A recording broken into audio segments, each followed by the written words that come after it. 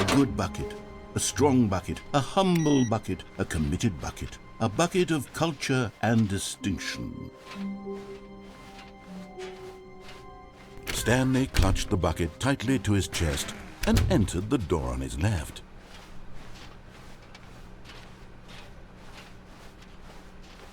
Still no one was here. Stanley needed the bucket's warmth and comfort now more than ever. Perhaps his boss's office was coming to a staircase. Stanley and the bucket walked upstairs to the boss's office. Stepping into his manager's office, Stanley was once again stunned to discover not an indication of any human life. Crushed by the weight of this revelation, Stanley may have broken down into an emotional dumpster, but Stanley guessed the correct code by sheer luck. Was it that the bucket knew all along? Was the bucket guiding him? Yes, this is certainly the most logical explanation.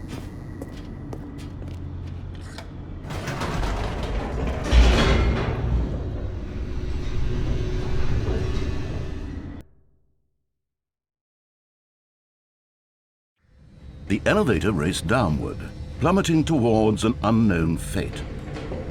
It would be all Stanley could do to keep himself together, if not for the bucket. Soothing him, comforting him, reassuring that in this darkest moment of uncertainty, he would be all right. The bucket is here for you, Stanley. Everything will be fine. Stanley and the bucket walked straight ahead through the large door that read, Mind Control Facility.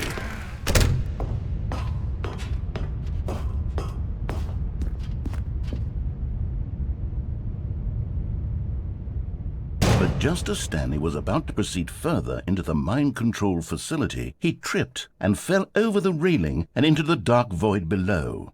Thankfully, he fell directly onto the bucket, which safely cushioned his fall. Now, what to do next? Stanley wondered.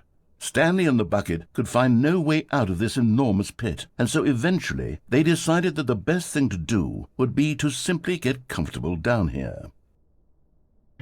So they set up a little couch and relaxed. It really wasn't so bad down here, a bit cold perhaps.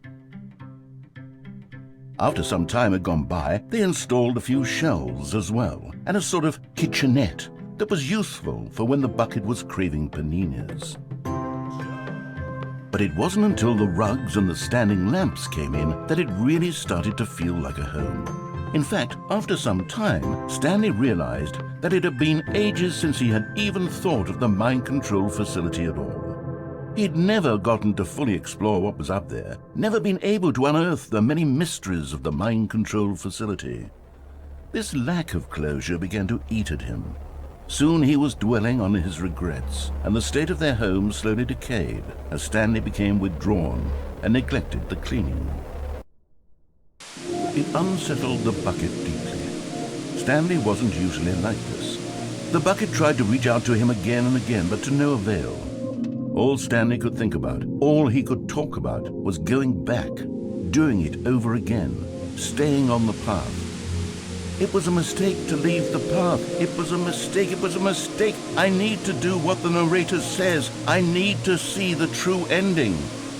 This made no sense at all to the bucket, which was simply trying to live its life down here as comfortably as possible. Yet Stanley was unconsolable. This isn't an ending. This is just a hole in the ground. The bucket sighed.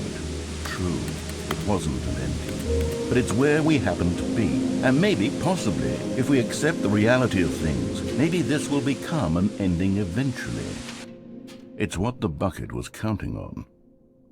The two of them waited for a very long time.